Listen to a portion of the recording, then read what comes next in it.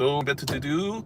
I'm just gonna vent and talk about something that I wanted to talk about for a while, which is my previous experiences doing some anonymous phone counseling. I was like on a depression stuff on a hotline for like, you know, people could anonymously call and vent to us actually.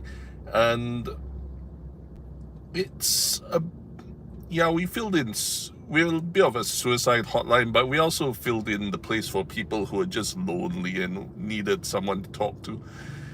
um yeah, it was sort of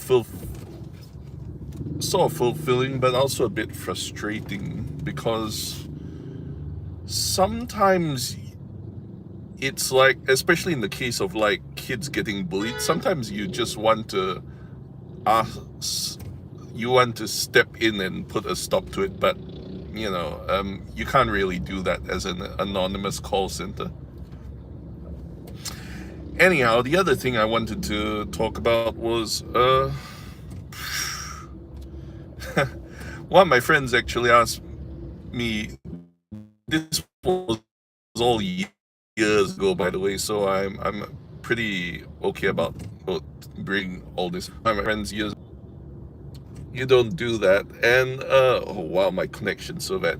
And the reason is, other than the ethics and privacy and that sort of thing, and the fact that you might get arrested, there's also the fact that it's a really, really bad idea, both for you and for the people you're counseling or talking to. And here's the reason why.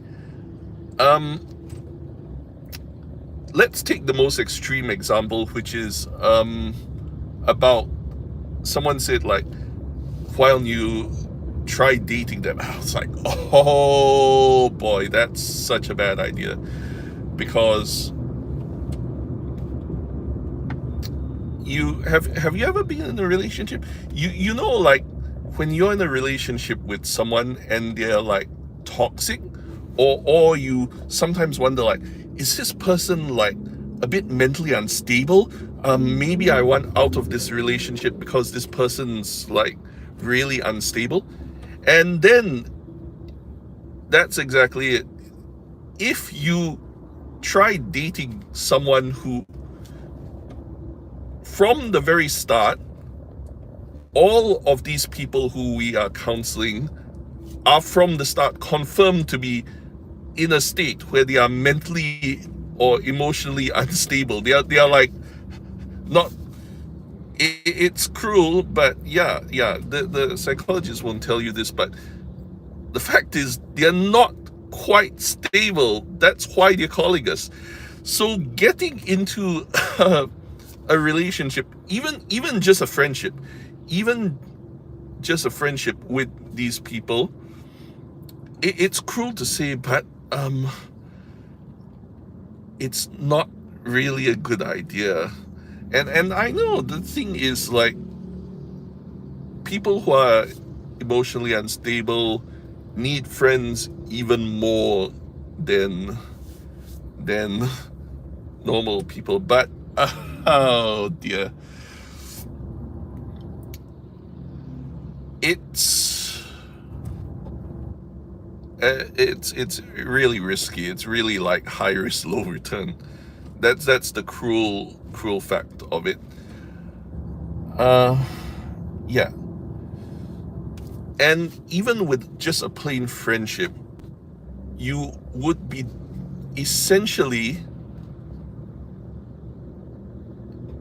if you become a good friend to someone who is emotionally unstable and you become his support, you become his emotional lifeline. What happens, like, say, if you move or something, or you just get too busy or something, that's a problem. Even you That's why, like these anonymous call centers, we are told don't even form a personal friendship with them, because what if a few weeks later you find that you're too busy to keep this up and you don't.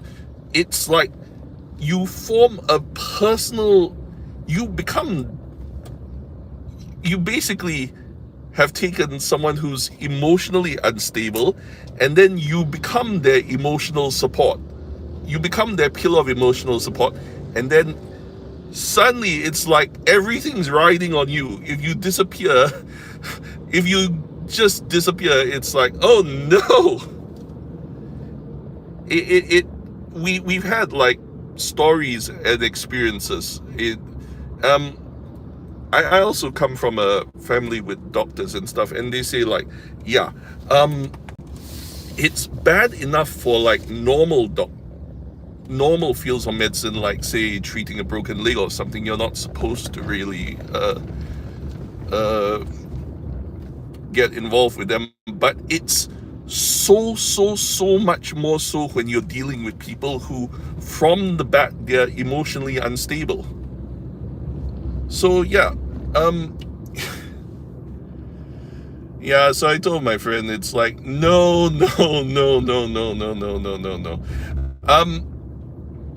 It's very, very harsh. It's okay, to tell you the truth, it's like, I'll just, I said that this would be unfiltered. And so, yeah, I'm just gonna say it unfiltered then. Quite honestly, you're getting into relationships or friendships, it's like going to be toxic. It's gonna be yandere.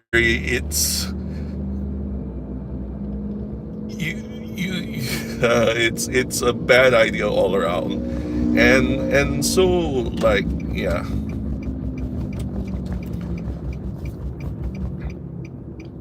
I've actually offered to talk to some people who have depression or who are down, but yeah, I try and hide my identity. I do keep my identity secret, because yeah, it's even just for like simple friendships, you don't want them to know your real name or address, because it is just so risky.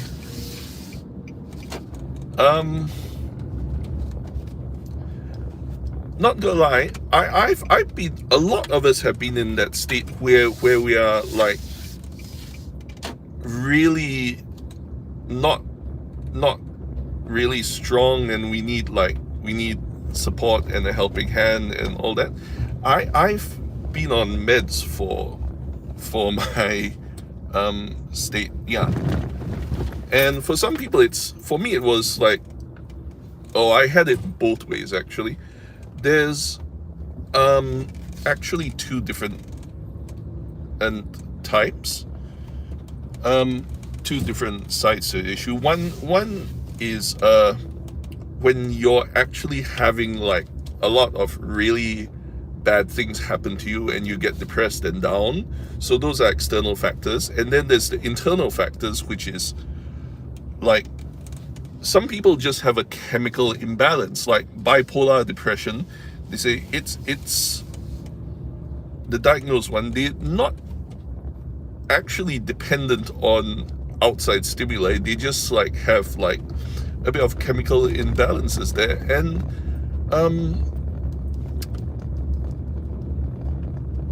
on one, there are pros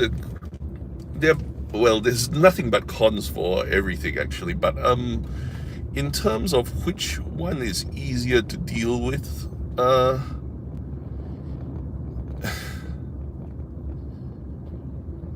is it easier to deal with things which are making you unhappy, or is it easier just to take a happy pill? It's debatable. Well, at one point in my life, I had both outside and internal side. So yeah, I'm not taking a shit on people who have emotional problems, because been there, done that. I'm there too. Been there, done that. I'm just like just mainly I'm just venting, as I said. Cause it's, yeah, as someone who's been there, it's one of those things that makes me just makes me get a bit personal about it. And yeah, I just wanted to say. Oh, and yeah, so yeah, TLDR is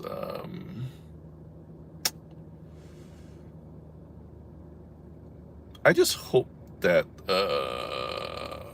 people who have like depression or, well, like unhappy can get like the emotional support that they need. Um, but at the same time, yeah, if you're not a trained professional, don't bite off more than you can chew by getting too involved. That's about it. See you, Jason Red 79 signing off. Ciao ciao. How do I end this?